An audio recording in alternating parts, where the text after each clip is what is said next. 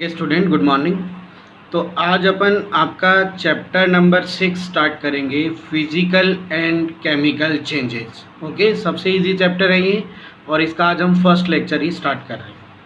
बच्चों, सबसे पहले जैसा कि चैप्टर का नेम है फिजिकल एंड केमिकल चेंजेस, तो आज हम सबसे पहले ये जानेंगे कि केमिकल चेंजेस और फिजिकल चेंजेस में डिफरेंस क्या होता है।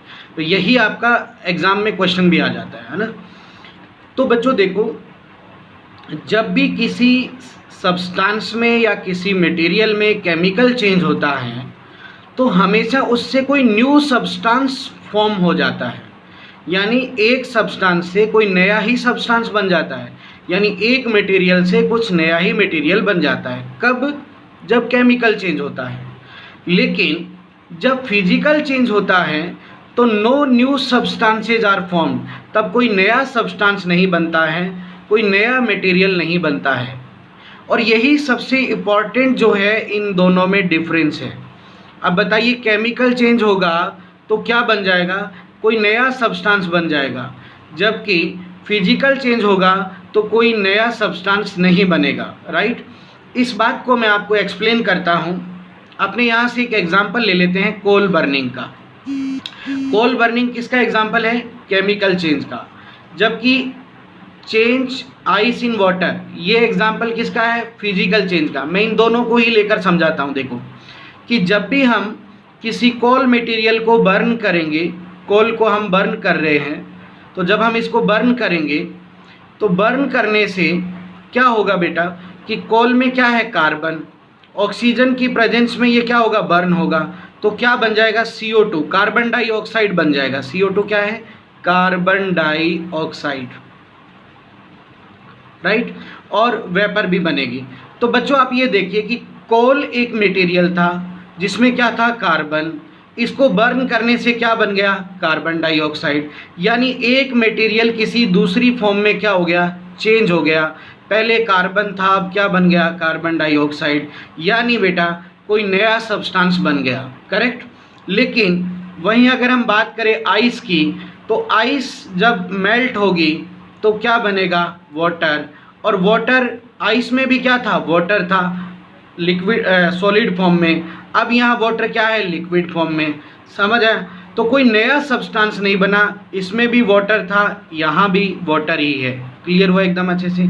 बस केवल जो है स्टेज बदली है, यहाँ सॉलिड फॉर्म में वाटर है और यहाँ लिक्विड फॉर्म में वाटर है। करेक्ट। यानी इसमें कोई भी नया मटेरियल नहीं बना, जबकि इसमें नया मटेरियल बन गया। करेक्ट। बताओ बच्चों, पहला डिफरेंस समझ आ गया? तो बताओ, जब केमिकल चेंज होगा तो क्या होगा? कोई नया सब्सटेंस बनेगा, जबकि फिजिकल चेंज होगा तो कोई भी नया सब्सटेंस नहीं बनेगा। करेक्ट। दूसरी बात देखो बच्चों, केमिकल चेंजेस जो होते हैं वो इररिवर्सिबल चेंज होते हैं। क्या होते हैं? इररिवर्सिबल। इररिवर्सिबल का मतलब है कि एक बार जो चेंज हो गया उसको वापस उस स्टेज में दोबारा नहीं लाया जा सकता। जबकि फिजिकल चेंज जो होते हैं बच्चों वो रिवर्सिबल होते हैं, यानी किसी भी चेंज को दोबारा उसकी रीस्टेज में, पहले वाली स्टेज में लाया जा सकता है। इस बात को भी मैं समझाता हूँ बच्चों। देखिए बच्चों, एक बार जब कोल बर्न हो चुका है तो बच्चों वापस इसे कोल में बदला नहीं जा सकता। दूसरा एग्जाम्पल अपन ले लेते हैं बच्चों कि जैसे कि मिल्क है, मिल्क से कर्ड बना दिया हमने, दही बना दिया, तो क्या कर्ड को वापस मिल्क में बनाया जा सकता है? नहीं। तो ये क्या हो गया बच्चों? ये इरिवर्सिबल हो गया। समझ आ गया बच्चों एकदम अच्छे से? यानी मिल्क से जब कर्ड बना तो वापस कर्ड से मिल्क नहीं बनाया जा सकता, यानी ये इरिवर्सिबल है। राइट। और दूसरी बात बच्चों देखो कि जो मिल्क केमिकल था अब कर्ड केमिकल बन गया है, दोनों अलग अलग केमिकल है, यानी एक नया सब्सटेंस भी बन गया। एक नया सब्सटेंस भी बन गया, इरिवर्सिबल भी है, यानी ये केमिकल चेंज है। क्लियर? समझ आया बच्चों? इसी तरह आप एक देखो कि कोई भी फ्रूट है, ये फ्रूट अभी अनराइप है, अनराइप यानी पका हुआ नहीं है, लेकिन जब ये राइप फ्रूट यानी जब पका हुआ फ्रूट पक जाता है तो वापस उसको अनराइप बनाया नहीं जा सकता। और जो अनराइप फ्रूट में केमिकल हैं वो राइप फ्रूट में नहीं होते, यानी केमिकल चेंज भी हो गया। करेक्ट। समझ आ गया? जैसे अभी आप समझिए बच्चों, जैसे कि अनराइप बनाना है ना, ग्रीन कलर का, जब राइप हो गया तो येलो कलर का हो गया वो, क्या वापस उसे अनराइप बनाया जा सकता है? नहीं। बताओ, समझ आ गया? यानी ये क्या है? इरिवर्सिबल है। लेकिन बच्चों हम क्या कर सकते हैं बच्चों, देखो, वाटर से वापस आइस बना सकते हैं, आइस से वापस वाटर बना सकते हैं लिक्विड फॉर्म से, यानी लिक्विड फॉर्म को सॉलिड फॉर्म में बदला जा सकता है और सॉलिड को वापस लिक्विड में बदला जा सकता है। यानी ये हो गया बच्चों रिवर्सिबल। क्या हो गया? रिवर्सिबल। इसी तरह देखो बेटा, टीयरिंग ऑफ पेपर, यानी अगर एक पेपर हम काट भी दें, फाड़ भी दें, तो उसको वापस जोड़ा भी जा सकता है। समझ आ गया बच्चों?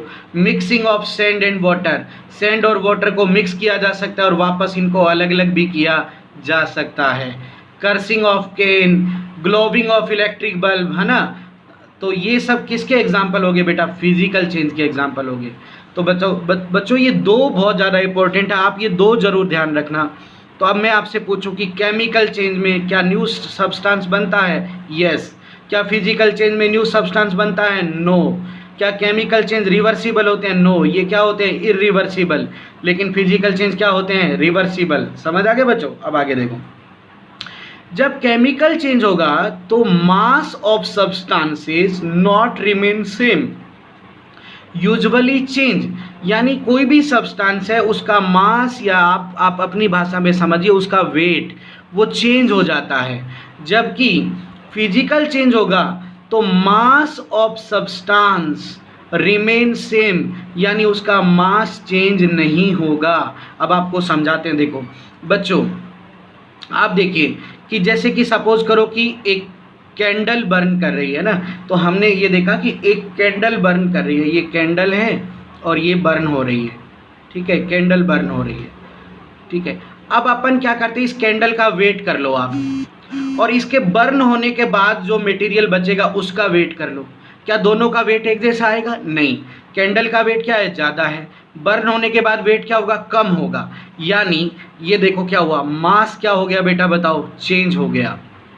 इसी तरह जब हम कोल को बर्न कर रहे थे तो पहले कोल का वेट कर लो और बर्निंग के बाद उसका वेट क्या हो जाएगा? जो मटेरियल बचेगा उसका वेट क्या हो जाएगा? कम हो जाएगा। यानी इसका मास भी क्या हो गया? चेंज हो गया। लेकिन बेटा आप एक बार आइस का वेट कर लो, है ना, तो आइस का मास जितना होगा वो बराबर होगा उसके मेल्ट होने के बाद वाटर के मास के बराबर, है ना। बहुत रेयरेस्ट नेग्लिजिबल चेंज हो सकता है। पहली बात होगा नहीं, क्लियर, अगर होगा तो नेग्लिजिबल चेंज। क्लियर हुआ एकदम अच्छे से? यानी फिजिकल चेंज जब होता है तो मास सेम रहता है, और केमिकल चेंज जब होता है तो मास बदल जाता है। ये भी समझ आ गया बेटा? अब आपके मन में सवाल है कि सर ये मास क्यों बदल जाता है? क्योंकि जब केमिकल चेंज होता है तो बेटा एनर्जी में भी चेंज हो जाता है, और वो बड़े लेवल पर एनर्जी में चेंज होता है। जैसे कि कोल की जो यहाँ पर एनर्जी थी वो बाद में गैसियस फॉर्म में कन्वर्ट हो गई, है ना। तो और एनर्जी का चेंज बहुत बड़े लेवल पर हो जाता है। जबकि फिजिकल चेंजेज होते हैं तो एनर्जी में चेंज तो होता है, लेकिन वो बहुत ही स्मॉल स्केल पर होता है, बहुत ही स्मॉल लेवल पर होता है, इसलिए इसका मास पर ज़्यादा फर्क नहीं पड़ता। जबकि यहाँ एनर्जी में चेंज बहुत बड़े लेवल पर होता है, इसलिए मास चेंज हो जाता है। क्लियर बच्चों? अब इनके एग्जाम्पल देखो। केमिकल चेंज के एग्जाम्पल क्या है? Burning of candle, formation of curd from milk, ripening of fruit, coal burning, ये सब एग्जाम्पल किसके हैं? केमिकल चेंज के। तो आपको ये एक या दो एग्जाम्पल याद रख लेना, ठीक है। इसी तरह बच्चों फिजिकल चेंजेस की बात करें तो crushing of cane, glowing of electric bulb, tearing of paper, mixing of sand and water, change ice in water, और ये these are the example of physical changes. Correct बच्चों? तो आपका ये एक क्वेश्चन तैयार हो गया है, पेपर में आएगा कि right the difference between chemical change and physical change. पक्का पक्का कम से कम दो आप डिफरेंस जरूर याद रखेंगे, करेक्ट, और दो एग्जाम्पल आप याद रखेंगे, ठीक है। थैंक यू बच्चों।